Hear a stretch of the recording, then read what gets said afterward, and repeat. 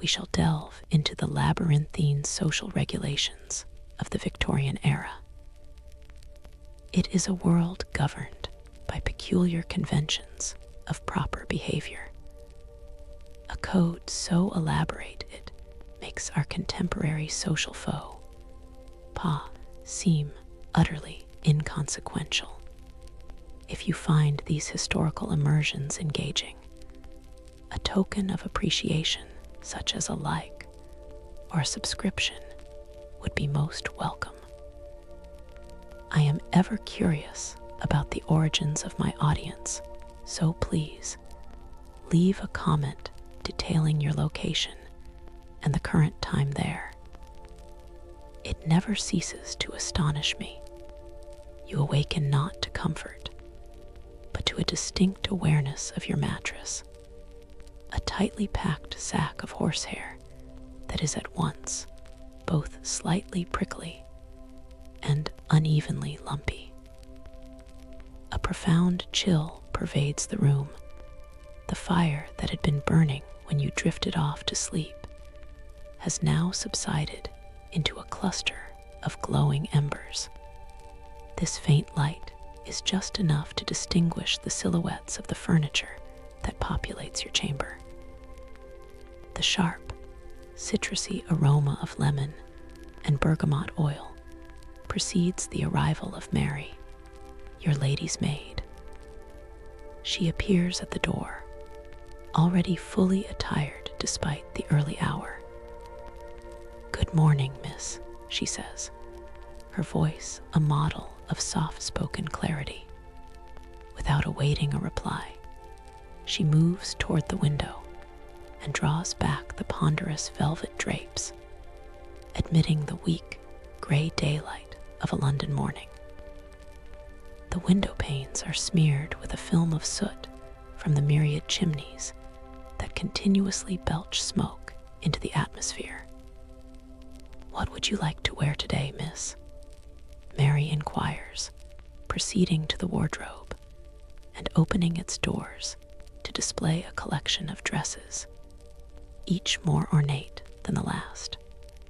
Here begins your intensive lesson in the social dictates of Victorian life.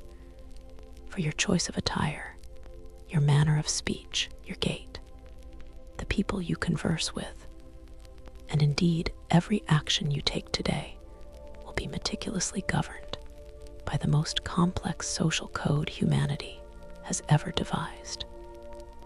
The Victorians, it seemed, were playing life on its most challenging setting. These morning calls are your initial trial in Victorian etiquette. Contrary to their name, they are never conducted in the morning. These visits occur between the hours of 3 and 5 in the afternoon. It defies all logic, yet to refer to them as afternoon calls would earn you glances of profound bewilderment, as if you had taken leave of your senses. Mary assists you into your clothing, a complex and lengthy procedure. First is the chemise, a long cotton slip followed by the corset. The corset. Mary pulls the laces tighter, then tighter still, until you can scarcely draw a full breath. Your ribs feel as though they have shifted, and your lungs can only achieve half their usual expansion. This, you are to understand, is the price of fashion. Following this are the petticoats, 1, 2, then 3, each contributing a layer of volume to your lower half. Next comes the crinoline, a cage-like apparatus of steel hoops that causes your skirt to billow out around you like an immense lampshade. Finally, the dress is fitted over this entire construction, its bodice constricting and its skirt voluminous. By the time the process is complete, you are encumbered by approximately 15 pounds of clothing. Mary then arranges your hair, pulling it severely back from your face into a tidy bun at the nape of your neck. Not a single stray hair is permitted. Everything must be controlled. Everything must be proper. Will you be wearing gloves or mittens today, miss? Mary asks, presenting both choices. You recall that a proper Victorian lady never, under any circumstances, reveals her bare hands in public. They are to remain perpetually and mysteriously concealed, a cardinal rule of feminine decorum. You opt for the gloves. No perfume is to be worn. Queen Victoria herself has decreed that the heavy, musky fragrances of the preceding era are vulgar. In their place, you apply a subtle dab of lemon and bergamot oil to your handkerchief, just enough to smell clean, but not so much as to imply you are attempting to seduce someone with a scandalous scent. You descend for breakfast, your gloved hand gliding along the polished banister. Your mother is already at the table, occupied with her correspondence. They are both fully dressed, as a Victorian would never entertain the thought of appearing at breakfast in anything that might resemble casual attire. Good morning, you offer, taking your seat. Your father lowers his newspaper just enough to offer a nod in your direction before raising it again. Public displays of affection, even among immediate family, are simply not the Victorian way. There are no hugs, no kisses on the cheek. Breakfast is a substantial affair. Eggs, bacon, kidneys, toast, and porridge. Victorians consume a great deal at breakfast, their largest meal of the day. You pick at your portion, the unyielding corset making it impossible to take more than minuscule bites. Remember, Jane, your mother remarks, without looking up from her letter. Mrs. Hartley's daughter has just become engaged. Be sure to congratulate her, but do not inquire about any details of the wedding. That would be presumptuous. Following breakfast, you have a few hours before your morning call. You decide to occupy yourself with your needlepoint, a suitably feminine pastime. Idle hands, after all, are the devil's workshop, and a proper Victorian lady is never idle. You sit by the drawing room window, stitching a floral pattern onto a piece of linen. Your mother joins you, taking up her own needlework. Mr. Thomas Fairchild has returned from Oxford, she says, her voice casual, but you feel your heart beat a little faster. Thomas Fairchild. You danced with him at a ball last season before his departure for university. He had kind eyes and did not tread on your feet, which placed him well ahead of most of the young men with whom you had danced. His mother mentioned he might call on us. Your mother continues, observing your reaction closely. You keep your eyes fixed on your stitching, your expression serene. To show any overt interest would be improper. The game of Victorian courtship is predicated on pretending you are not playing it. At precisely 2:30, you and your mother prepare for your visit to the Hartleys. You collect your visiting cards, small, engraved pieces of paper bearing your printed name. These are essential to the ritual of morning calls. Mrs. Hartley resides only a few streets away, but to walk too quickly would be unladylike. You adopt the correct pace for a Victorian lady. Small steps, back straight, eyes modestly downcast. Your enormous skirt sways as you walk, occasionally threatening to overturn small children or dogs that venture too close. Passers-by on the street acknowledge you. Men tip their hats, and you return their gesture with the slightest of nods, never making eye contact with strangers.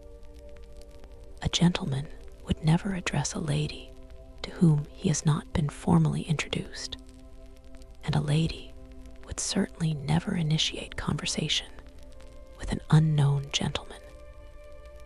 You arrive at Mrs. Hartley's residence at exactly 3 o'clock. Punctuality is of the utmost importance.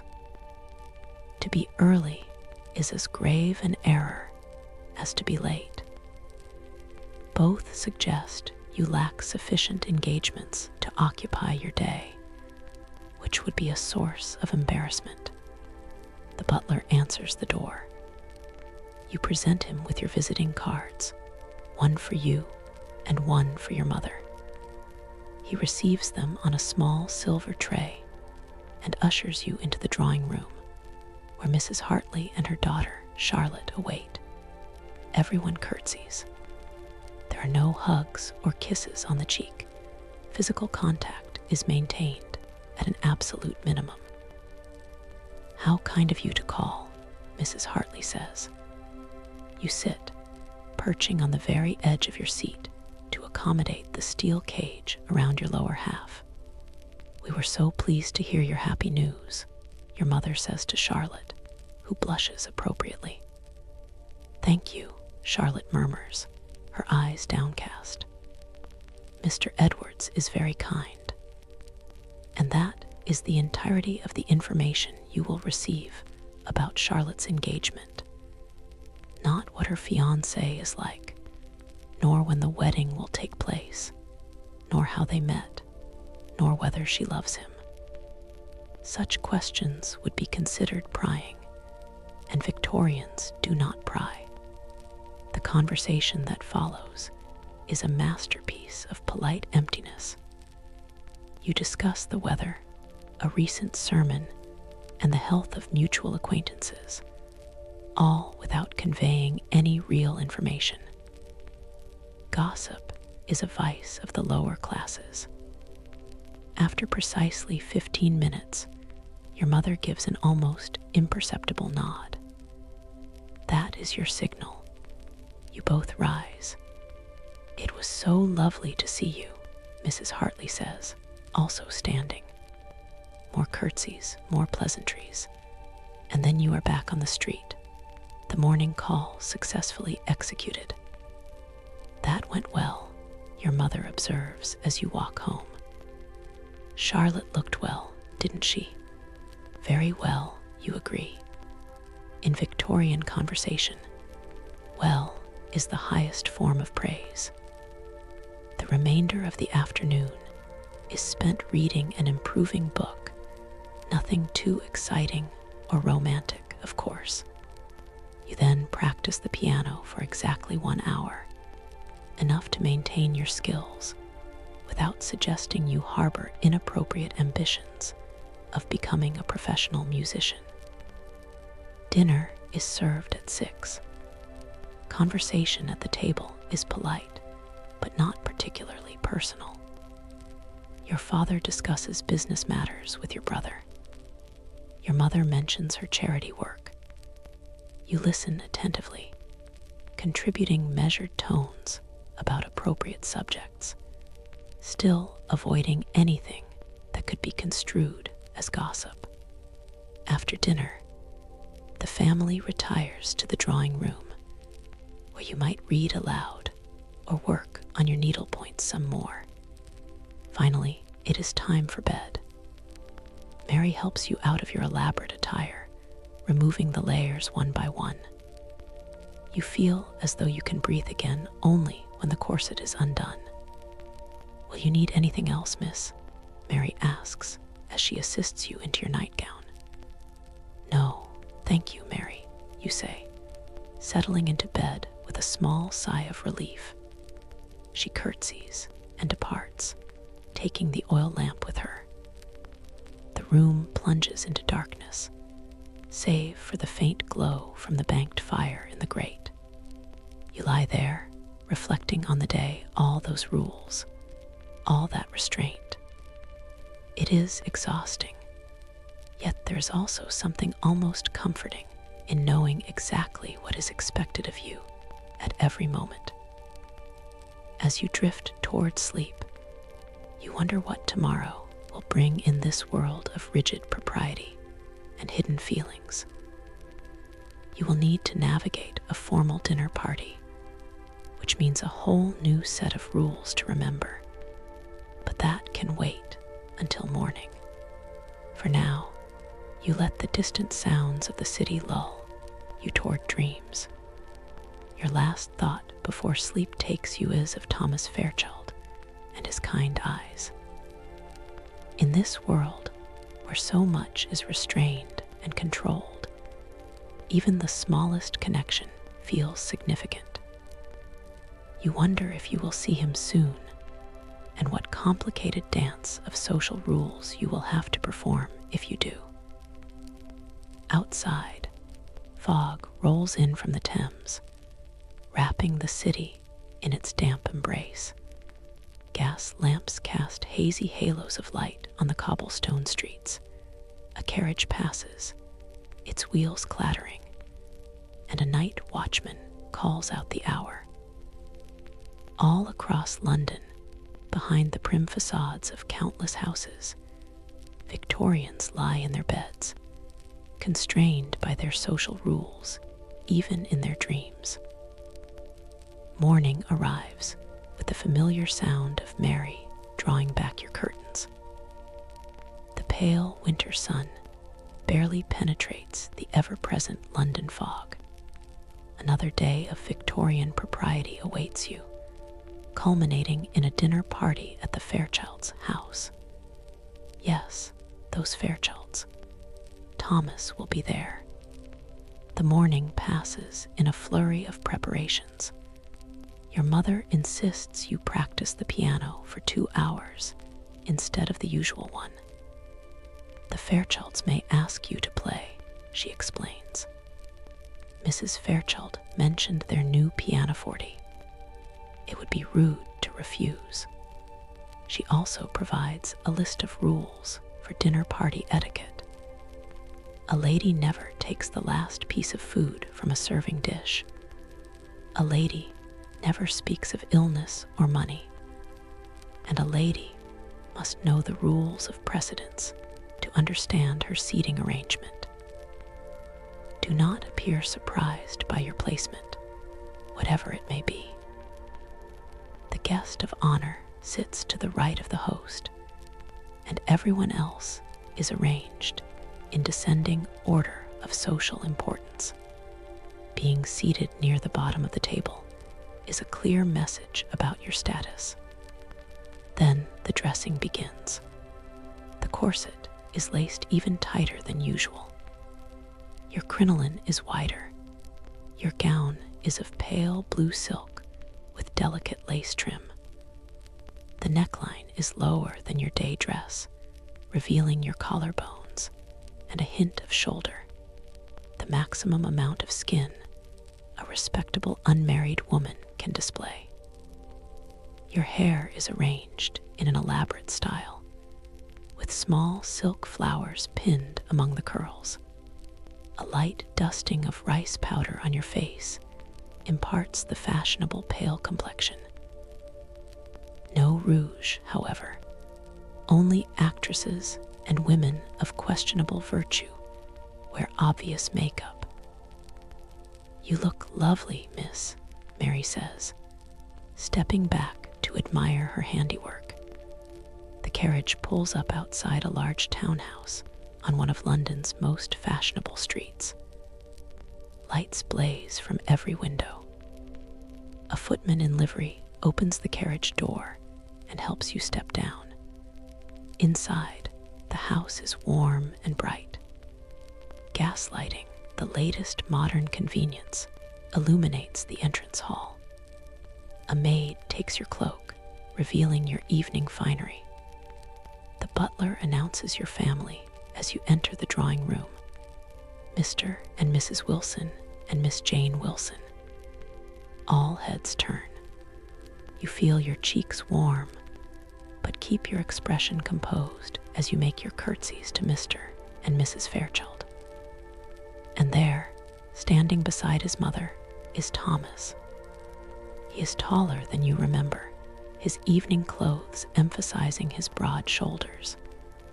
He bows perfectly, not too deep, which would seem obsequious, but not too shallow, which would be disrespectful. "Miss Wilson," he says, his voice low and steady. "It is a pleasure to see you again." His eyes meet yours for a fraction of a second, but you feel it like an electric current. It is difficult to tell with Victorian men. Their compliments are buried under layers of propriety. You spot Charlotte Hartley with her fiancé, Mr. Edwards, across the room. They stand a respectable distance apart, with no touching and no meaningful glances. When dinner is announced, a complex ritual begins. Mr. Fairchild offers his arm to the highest-ranking female guest. The highest-ranking male guest offers his arm to the hostess. Everyone else pairs off according to status, forming a procession into the dining room.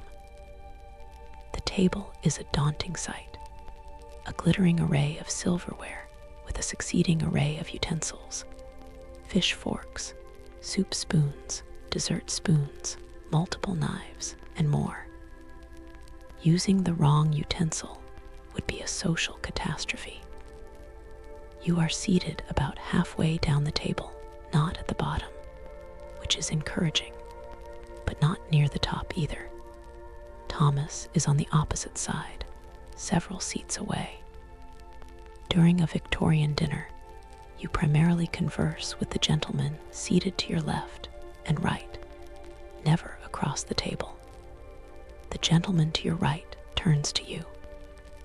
"I understand you're acquainted with my nephew, Miss Wilson, Charles Pembroke. I believe you danced at Lady Hamilton's ball last season." You search your memory. Yes, you did dance with a Mr. Pembroke. He stepped on your feet 3 times and talked exclusively about his horse. "Yes, indeed," you say pleasantly. Mr. Pembroke is an accomplished dancer. It is a small white lie in the service of social harmony. The dinner progresses through multiple courses: soup, fish, meat, game, dessert, each with its own set of serving rituals and appropriate utensils. You carefully take small bites, chewing quietly. A lady is never seen to eat heartily, even if she is starving. Conversation around the table is carefully balanced between interesting and inoffensive. Politics, religion, money, and anything personal are strictly avoided.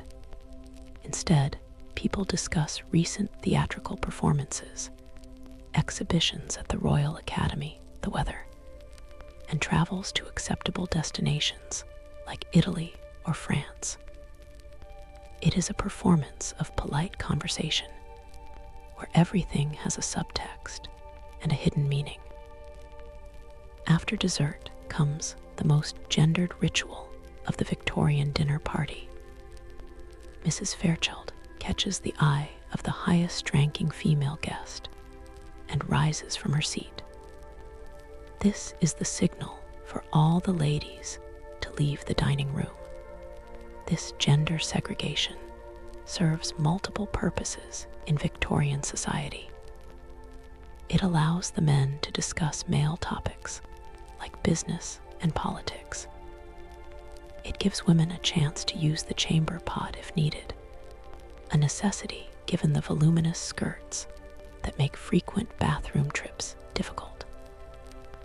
And it preserves the fiction that ladies are too delicate to be exposed to cigars and strong drink.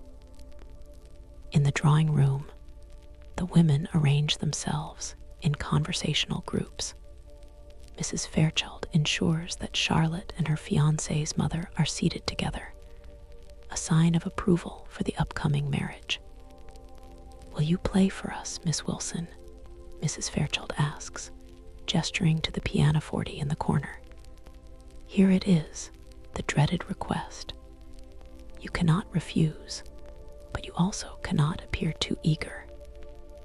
"If you wish it, Mrs. Fairchild," you say modestly, "though I'm sure there are more accomplished musicians present." "Nonsense," Mrs. Fairchild says. "You perform a piece by Chopin, one that is technically demanding, but not overly dramatic. When you finish, there is polite applause. You acknowledge their approval with a modest nod, then return to your seat. Your hands are trembling slightly, but no one notices. A proper Victorian lady never shows nervousness. About half an hour after the ladies left the dining room, the gentlemen join them. The smell of cigars clings to their clothes. Some have high color in their cheeks from the port. The older men settle into chairs, while the younger ones circulate among the ladies. Thomas makes his way to your side, stopping to exchange pleasantries with several other guests, first to avoid appearing too eager. "I enjoyed your performance, Miss Wilson," he says when he finally reaches you.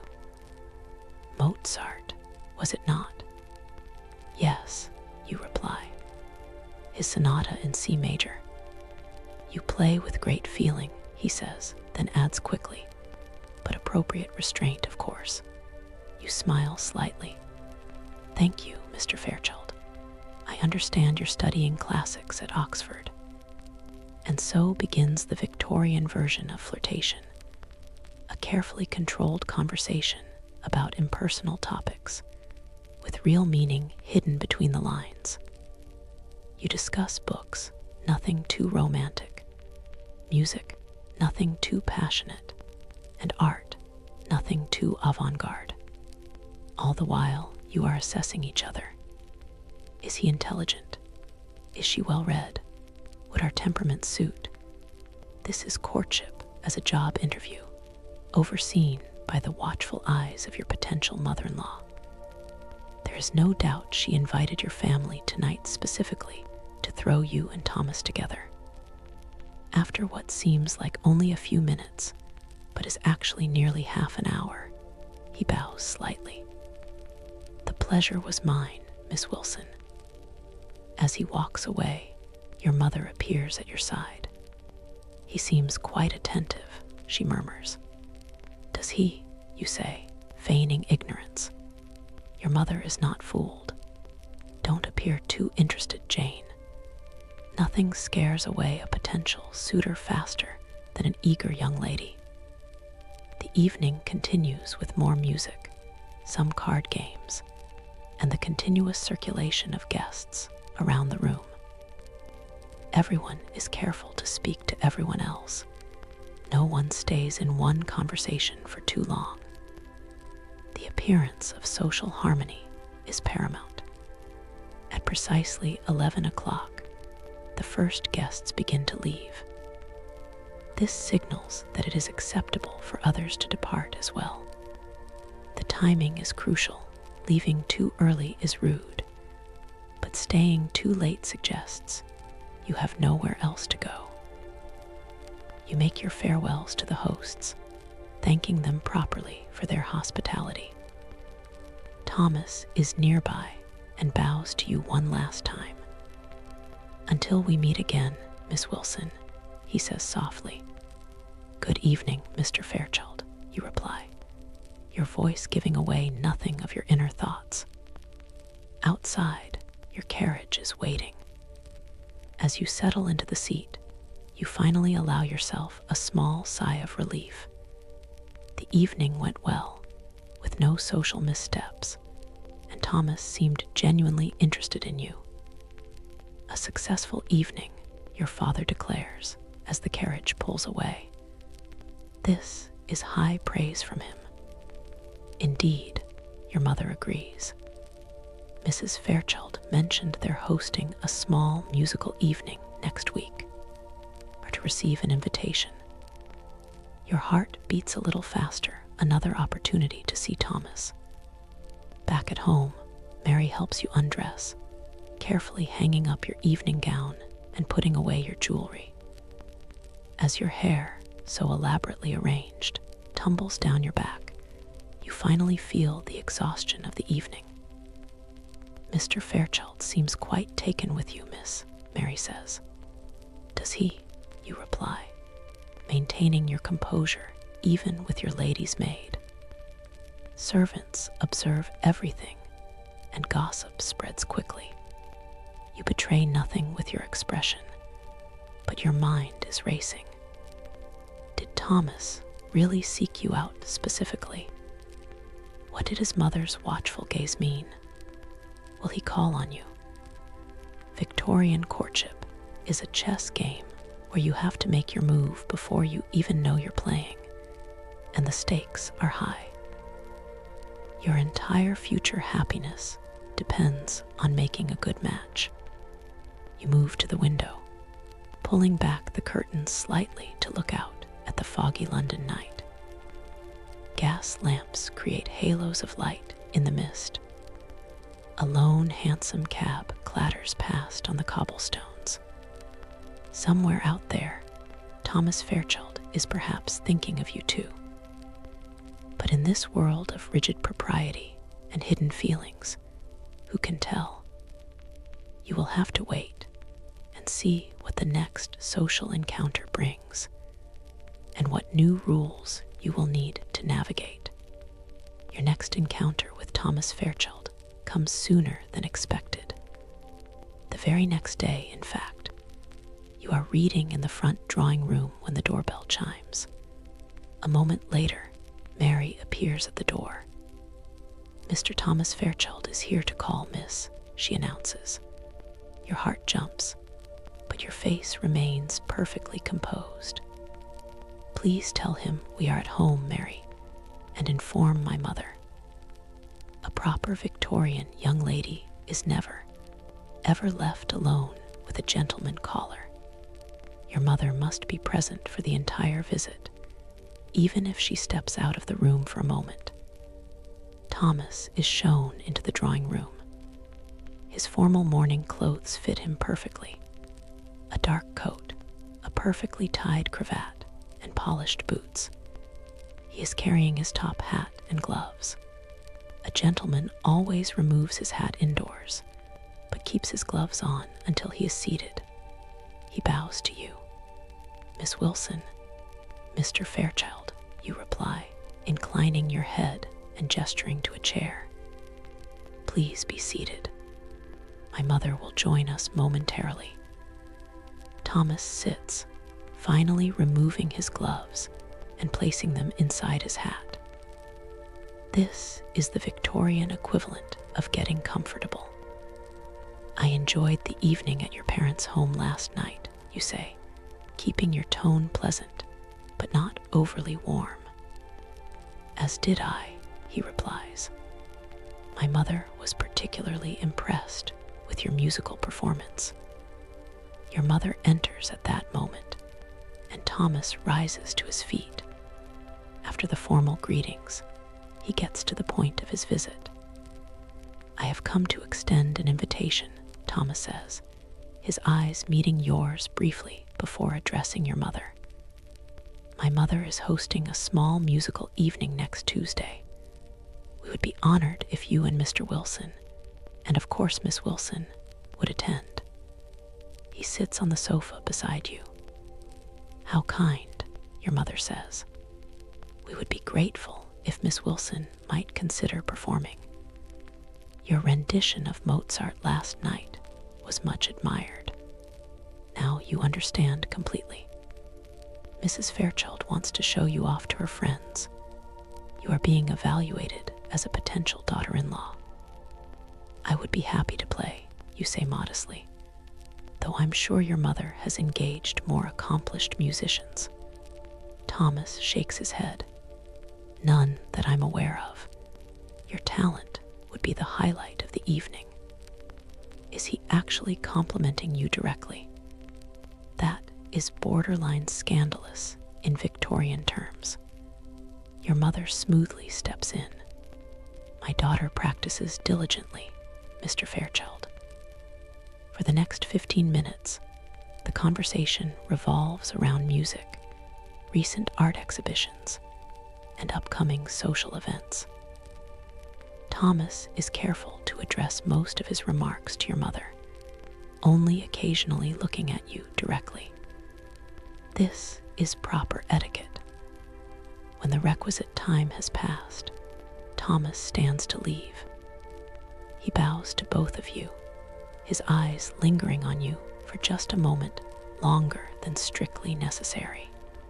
When the door closes behind him, your mother turns to you with a satisfied expression.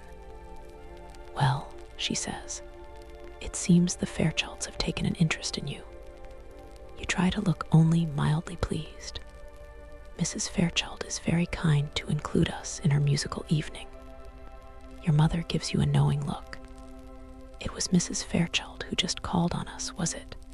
Before you can respond, the bell rings again. Mary appears moments later. Miss Charlotte Hartley and Mrs. Hartley, ma'am, she announces. More visitors. The morning call circuit is in full swing.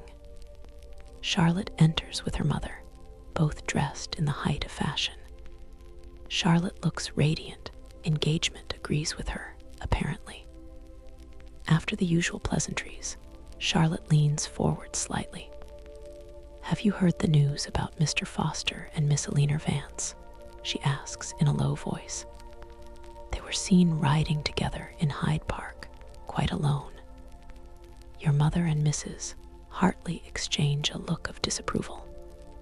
Completely alone, Mrs. Hartley asks, her voice hushed.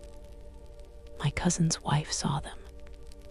This is how reputations are destroyed in Victorian London. One indiscreet carriage ride, a few gossiping tongues, and a woman can become a social outcast. Men have more leeway. Mr. Foster might face some disapproving looks at his club, but nothing more. The conversation then turns to safer topics. Charlotte's upcoming wedding. The date is set for 3 months' time. Her trousseau is being prepared. The wedding breakfast will be at the Hartleys' home after the church ceremony. Watching Charlotte's genuine happiness, you feel a twinge of not jealousy exactly, but anticipation. Will this be you soon, planning a wedding to Thomas Fairchild? Or is that reading too much into a simple social call? Later that day, you accompany your mother on her charity rounds, distributing baskets of food to the poor. It is a respectable activity that also serves as an opportunity to be seen doing good works. You encounter a friend of your mother S, Mrs. Parker, and her daughter Emma. Jane, my dear, Mrs. Parker says, I hear you've been asked to play at Mrs. Fairchild's musical evening. Yes, you reply calmly. Mrs. Fairchild was kind enough to extend an invitation. How lovely, Emma says, her smile a little too bright. I understand Thomas Fairchild is quite the catch. Emma is also an unmarried young lady, and her words are a subtle reminder that other girls are also trying to make a match for themselves. The competition for eligible bachelors is fierce in Victorian London, especially one as handsome and well-positioned as Thomas. By the time you arrive home, you are exhausted from maintaining your composed facade. The constant vigilance required by Victorian social rules is draining. Every word, every glance, every gesture must be carefully controlled. You have just enough time to change for dinner another dress, another style of hair before joining your family at the table. Tonight it is just the four of you, your parents, your brother James, and yourself. James is in high spirits. He has been at his club all day, mixing with other young gentlemen of good family. The gender divide in Victorian society gives him freedoms you can only dream of. He can come and go as he pleases, engage in sports, discuss politics and business, even travel alone. I saw Thomas Fairchild at the club today, James mentions casually, as he cuts into his roast beef. You keep your eyes on your plate, taking a small, ladylike bite of potato. He called on us this morning, your mother says. He seems a fine young man, your father observes, which for him is a glowing endorsement. To marry into the Fairchild family would be advantageous.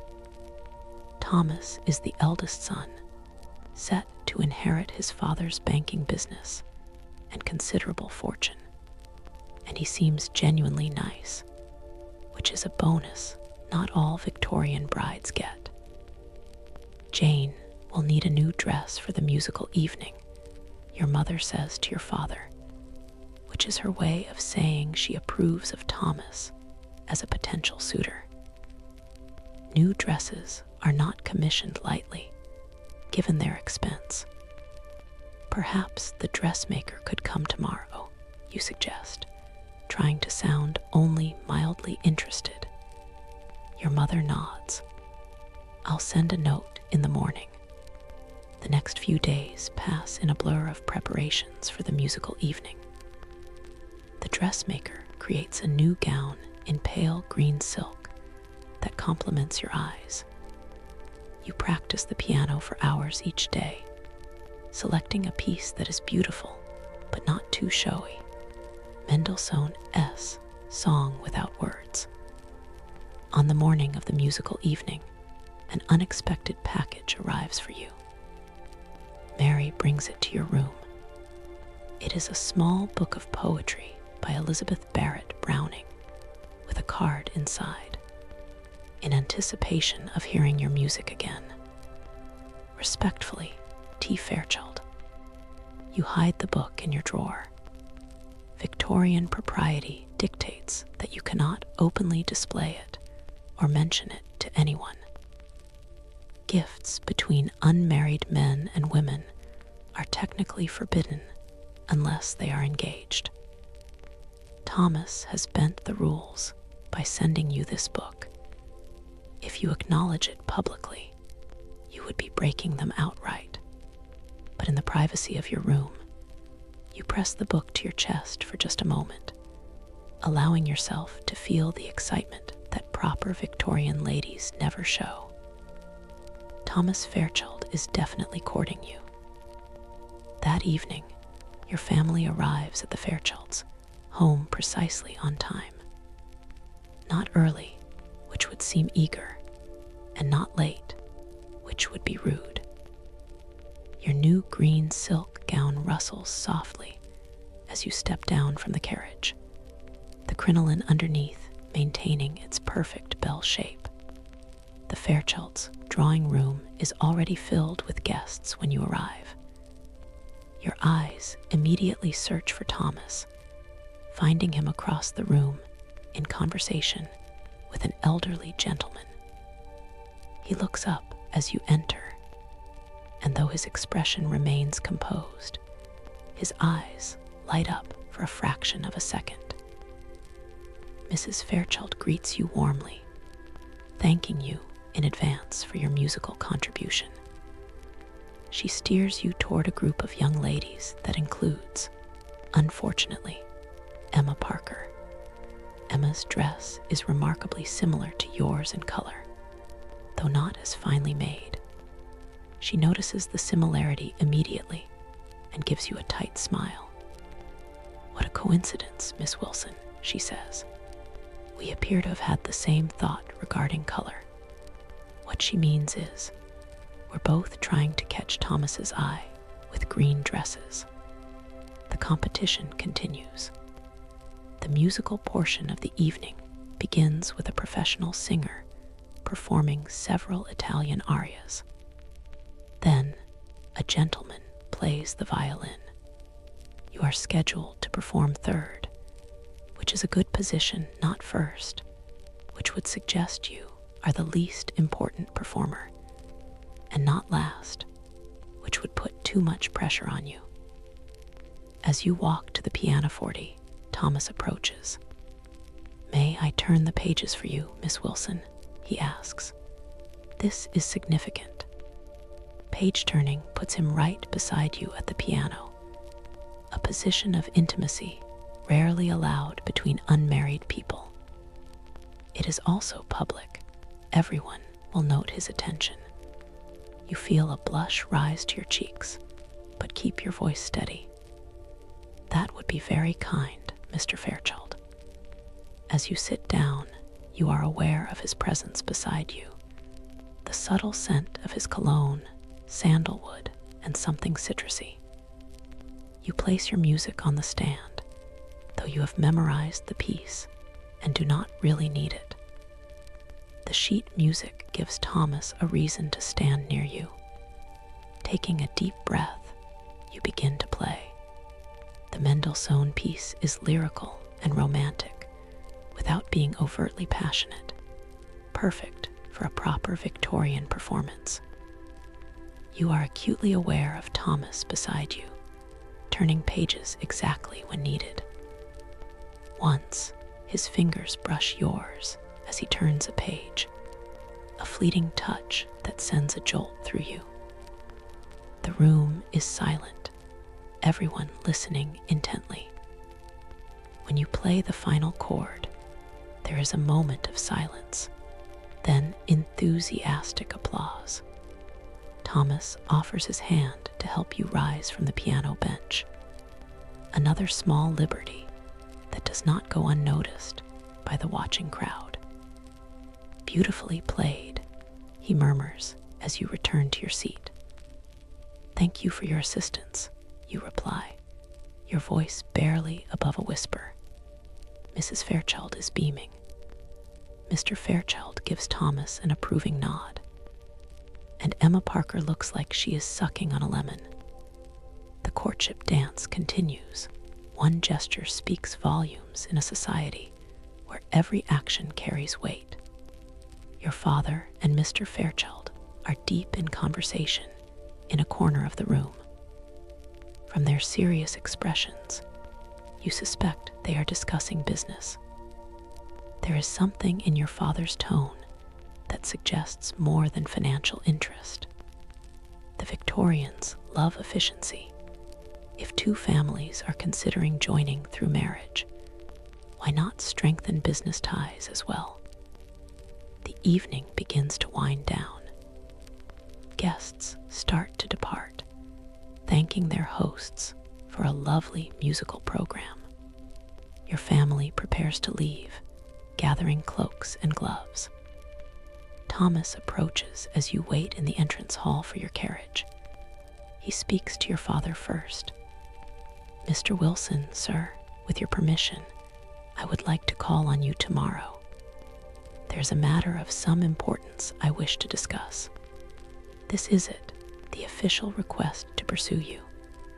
Your father looks pleased, but maintains his dignity. "We would be honored to receive you, Mr. Fairchild. Around 2 o'clock, perhaps."